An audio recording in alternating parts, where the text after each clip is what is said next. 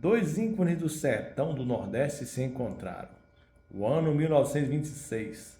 Vamos contar história do cangaço, sobre Vigorino Ferreira da Silva, o Lampião, história de cangaceiro, e nesta, história de um padre famoso. Pois é, os dois ícones. Vigorino Ferreira da Silva, vulgo Lampião, cangaceiro famoso e profissional, e Padre Cícero Romão Batista, o Padre Cício, do Juazeiro. Como pode um bandoleiro e um homem santo se encontrar? O que o levou a ter esse encontro?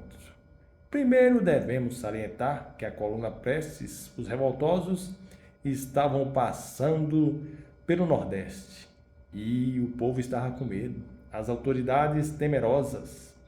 No Ceará, o deputado federal Floro Bartolomeu ficou encarregado de criar os batalhões patrióticos para impedir a passagem dos revoltosos pelo estado. E ele juntou a nata, bandoleiros, pistoleiros, cangaceiros e formou-se os batalhões patrióticos. Em certo momento, teve a ideia de chamar Vigorino e seus homens para compor também os batalhões e fez uma carta convite e pediu que o padre Cícero a assinasse. O padre Cícero, então, pediu ao mensageiro que levasse a carta até Vigorino, Lampião.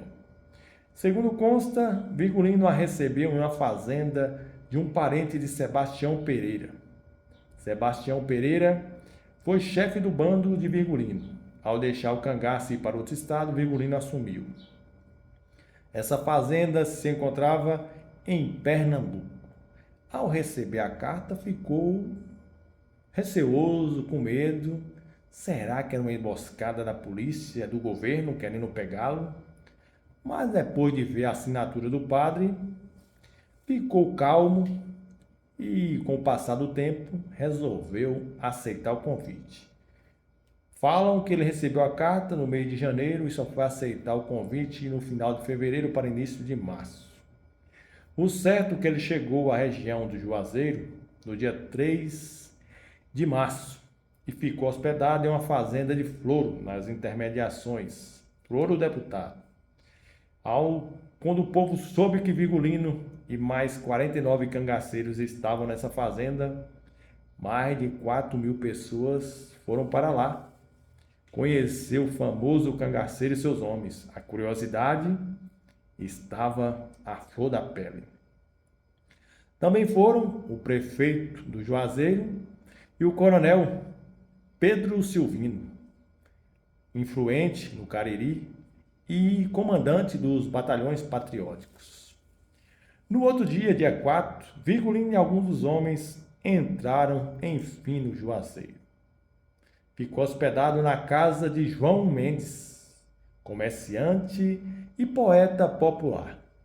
Enquanto esteve no Juazeiro por cerca de 4 dias, que ele só foi embora no dia 8, ele foi entrevistado, foi fotografado, teve de tudo com ele.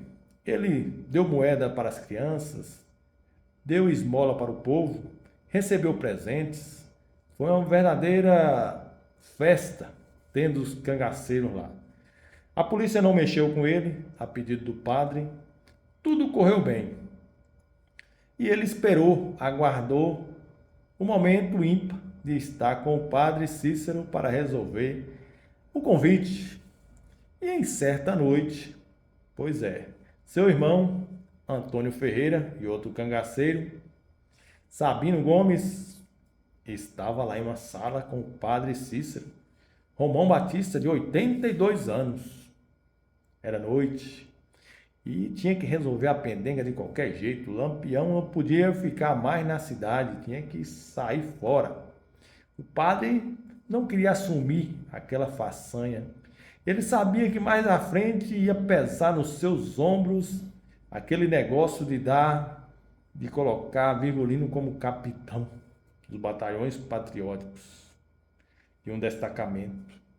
Então, como não tinha outra ocasião, outra oportunidade, ele resolveu chamar um agrônomo que estava em Juazeiro como inspetor naquela ocasião da Secretaria de Agronomia do Estado, de nome Pedro de Albuquerque Uchoa.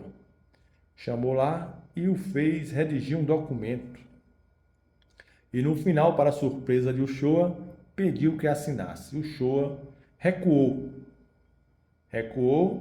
mas o padre foi incisivo. Eu não posso assinar, pois eu não sou autoridade. Tirando o peso de seus ombros. E Uchoa, vendo os cangaceiros, não teve outra alternativa. Assinou o documento. Depois ele contou o caso, ele nem se lembrava direito das palavras que estavam no documento. Ele disse que se fosse naquele momento para assinar um documento destituindo o presidente da República, Arthur Bernardes, do cargo, ele o faria. Ao olhar para os dois cangaceiros, não teria dúvida. Assinou o documento. Virgulino, então, era comandante, era capitão, iria comandar um destacamento dos batalhões patrióticos. Era tipo um passaporte. Ele poderia transitar pelos estados do Nordeste sem a polícia, sem as autoridades o incomodar, pois estaria servindo o governo. No outro dia, o padre Cícero abriu o almoxarifado e deu uniforme, munições e armas novas e modernas para o bando de Virgulino.